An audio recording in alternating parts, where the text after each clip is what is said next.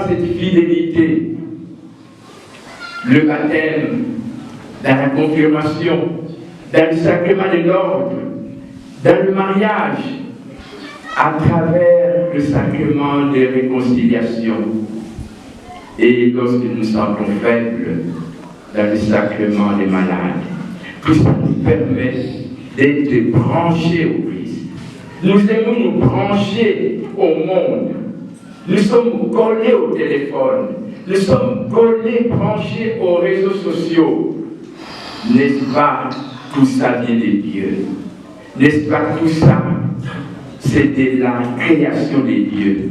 Alors, pourquoi ne nous branchons pas d'abord davantage à celui qui nous donne ces moyens d'être en lien les uns les autres, que nous appelons réseaux sociaux?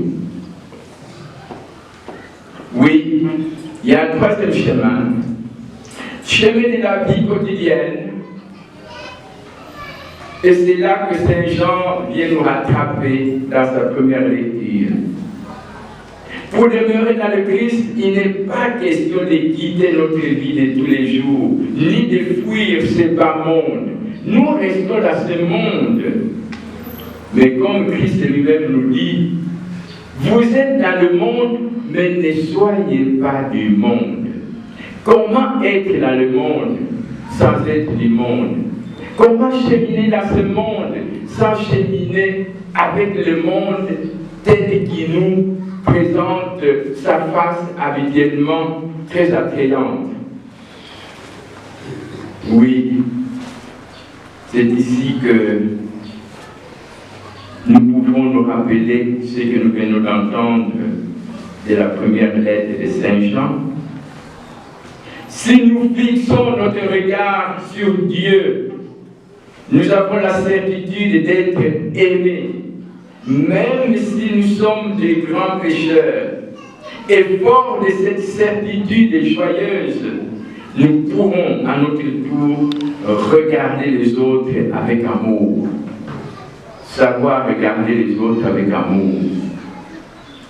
Nous ne nous contenterons pas des paroles creuses, mais nous aimerons les autres en esprit et en vérité. C'est le Christ qui nous aime, et c'est cet amour-là, débordant, qui nous entraîne nous-mêmes aussi à nous aimer les uns les autres. Nous venons d'évoquer 3 événements qui font l'objet de notre action de grâce. Ce sont des fruits de l'amour. Et les lieux même qui nous accueillent chaque année, et en regardant le calendrier épiscopal, je me suis rendu compte que même l'année passée, qui était pratiquement une année de retranchement, qu'on appelle une année où nous étions tous en confinement, mais le Seigneur nous a permis de passer ici, je crois que c'est au mois de janvier, à février, voilà. Donc c'était à la fin du mois de janvier, nous avons pu y venir et peu de temps après c'était le confinement. Donc c'est pour dire que sincèrement, c'est avec beaucoup de joie que j'ai dit cette messe, parce que le Seigneur m'a permis depuis le début pratiquement de ces lieux, j'ai pu annuellement passer ici et être présent. Et j'ai toujours été frappé par ce qui pousse ici. Les bâtiments, les personnes, les projets, les dynamismes. Mais derrière ça, vient la solidarité, qui est l'amour de Dieu. Puisque nous pouvons admirer, chers frères et sœurs, ce n'est pas forcément des grands riches qui apportent leurs dons. Ce n'est pas forcément des grands banquiers qui mettent à leur disposition les colossales sommes d'argent qu'ils ont.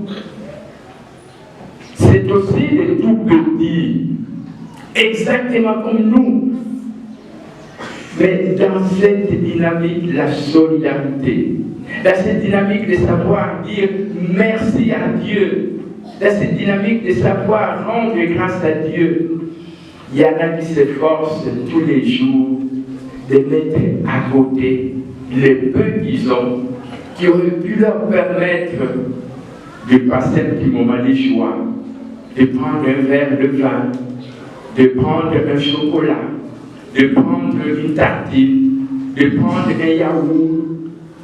Même les enfants qui apprennent dès le passage à mettre de côté pour que les jours de la sainte enfance, ils puissent avoir quelque chose à envoyer à leurs frères et sœurs qui sont dans les besoins.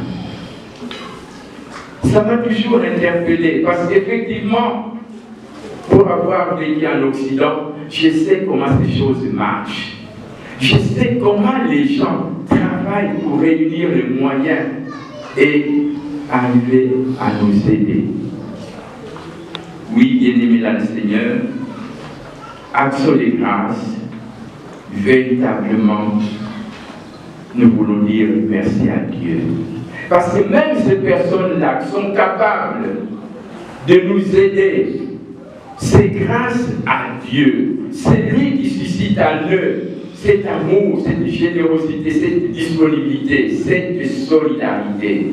Mais ce même Dieu suscite aussi en nous la même générosité, la même solidarité, la même disponibilité.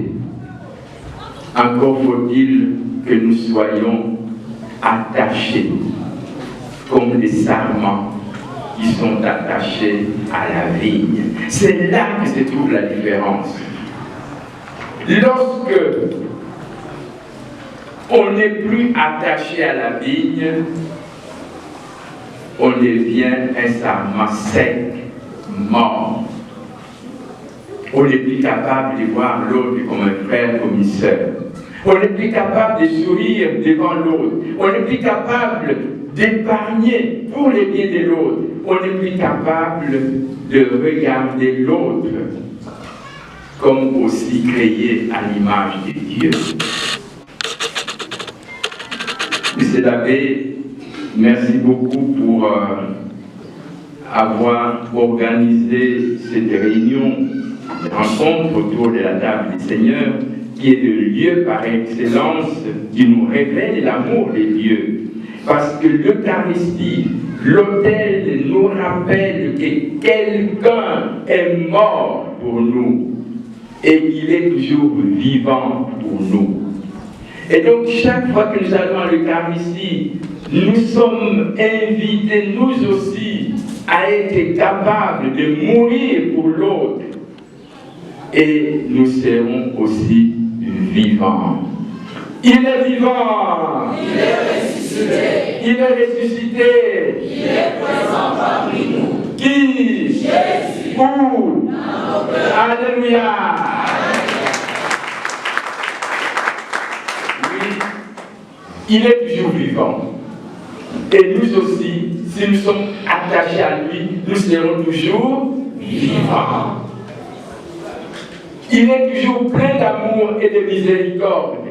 Et nous aussi, si nous sommes attachés à lui, nous serons toujours pleins de miséricorde et pleins d'amour.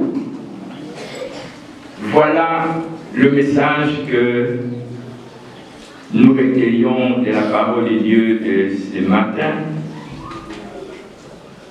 Il est la vigne, nous sommes les sarments. Quiconque demeure en lui porte beaucoup de fruits. Et les fruits, c'est quoi? C'est de nous aimer les uns les autres comme lui-même nous a aimés. Et cet amour les uns les autres se manifeste notamment à travers la capacité de rendre grâce à Dieu, la capacité d'ouvrir sa main, d'ouvrir son cœur, d'ouvrir tout son être pour être totalement aux autres qui sont nos frères, nos sœurs.